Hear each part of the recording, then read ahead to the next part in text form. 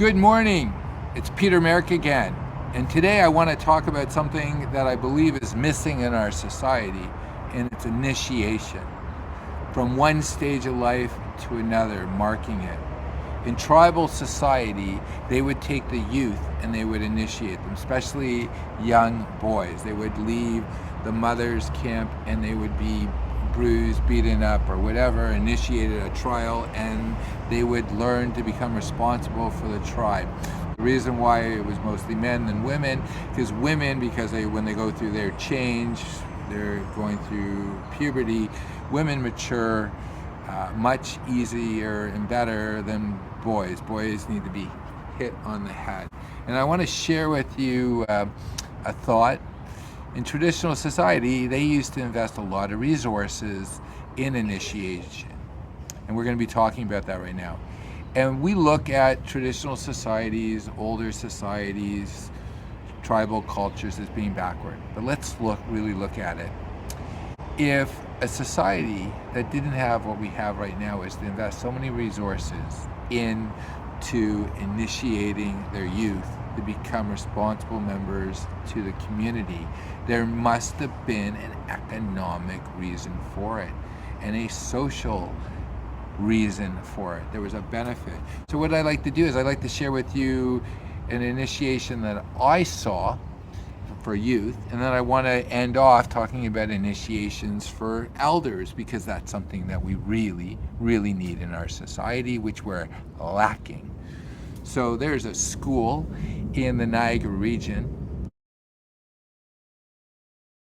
It's named after United Empire Loyalists. So for my American listeners who don't know what a United Empire Loyalist is, it is an individual who fought for the British in the War of Independence. And this individual, his name was Robert Land Academy, and is a magistrate in New York.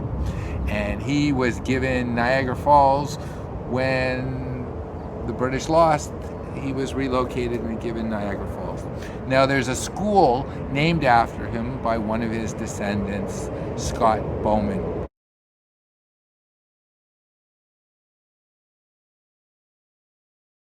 who retired a full major, who created the first military school in Canada. Now the reason why I'm sharing this story with you quickly is we only have 10 minutes to get through this video. In addition to that, there's a point to it. So what does the school do? New boys show up at the school, and there's old boys at the school. Everybody gets ready for something they call the fall exercise. So what they do is they walk around the Niagara region where the War of 1812, the majority of it occurred, and they stay at forts, they rappel, they do all sorts of things. But what they do is these kids, the recruits, the new kids, they don't have the same rights as the older boys, the boys who've actually gone through this initiation process first. So they have to run everywhere, they wear different berets, they sleep in different barracks, and they don't get many of the privileges of a cadet. However, they're all working over a 6-week period to do something called a fall exercise,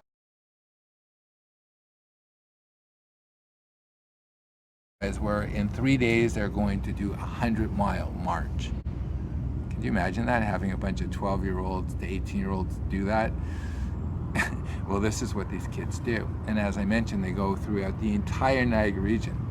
Now, the younger boys, or the new boys, the recruits, which they're called, they don't have something called a cat badge. And this means they are officially in the tribe. So after doing that 100-mile march, they go to Brock Memorial.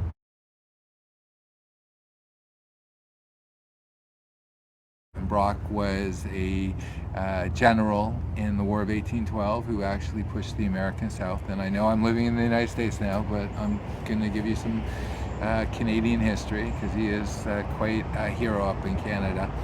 And the headmaster and the boys and the recruits, they all gather and they have what's called a cap badge ceremony, where these boys who were not part of the tribe, what they would do is they would receive their cap badge. And I have to share with you, 30, 40 years after boys had received their cap badge, this little thing that might be only worth $5 has more value.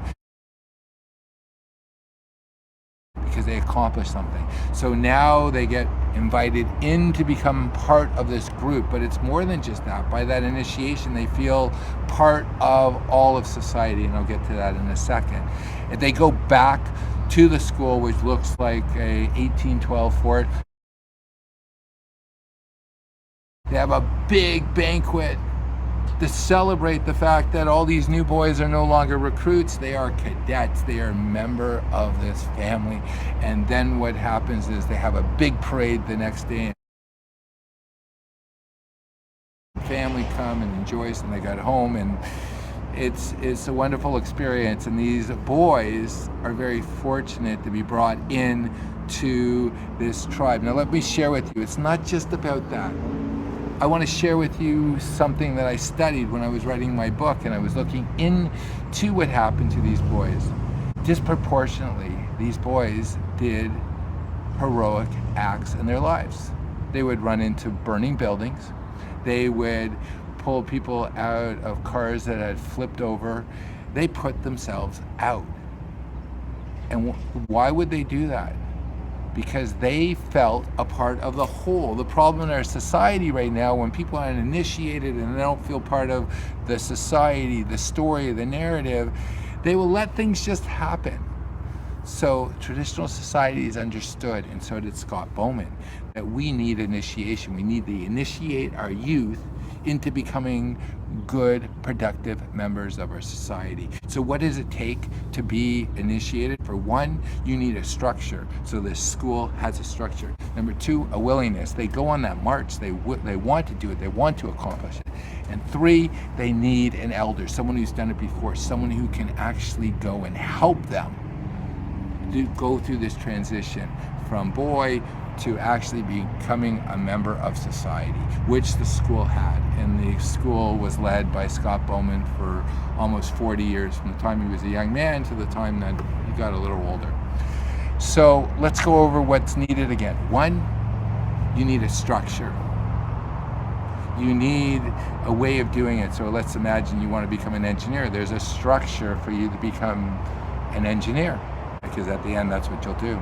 Number two, you need a willingness to go and study and work really hard and make your way. And number three, you need to work with people who've done it before, because they will pass on their legacy.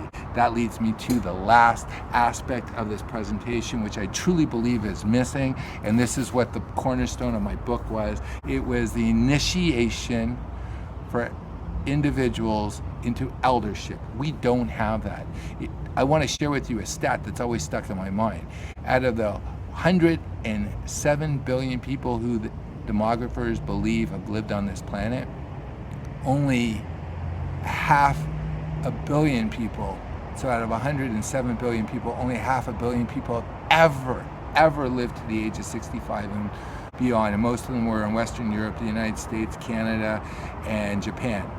So no one really knows what it's like to be healthy as an elder. And that was something that I wanted to add. Someone who's successful, how do they transition? We need more elders. We need initiation into eldership, and it's lacking in our society. Young people need elders, not putting people in nursing homes or going off to Florida. We need people at the end of their lives to share that wisdom. It's believed, or it's said, that when an old person passes away, we lose a library. And this is why I love writing, because I love actually learning from other people, because there's one thing that we have as human beings that I don't believe other animals have. We have the ability to bind time, to learn from one person and pass on to another. Now, if you're in the financial planning world, you can help your clients do this. Help them put their financial lives in order. They're going to have to put their emotional lives and their family in order and perspective, so they'll be able to empower the next generation. So I invite you, because this is really the theme of my presentations on LinkedIn and YouTube, is let's focus more on eldership, helping people transition so they can actually leave a powerful legacy of empowering the youth. If you're not my friend on LinkedIn, please invite me, share, like, and more importantly, We're on an adventure together, and this has been wonderful. And thank you very much for sharing a few minutes with me. And go out there and deal with your own stuff. Mentor young people. I guarantee you, it's not what you get, it's what you give. Have a wonderful day.